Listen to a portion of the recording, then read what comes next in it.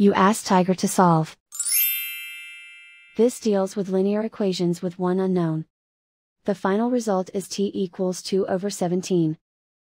Let's solve it step by step. Isolate the t. Multiply both sides by inverse fraction 5/17. Move the negative sign from the denominator to the numerator.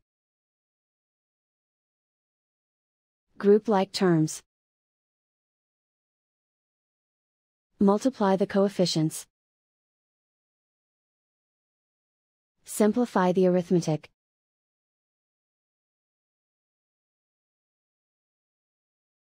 Move the negative sign from the denominator to the numerator.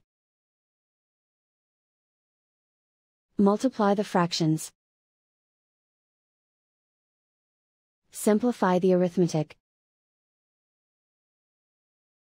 And so the final result is t equals 2/17.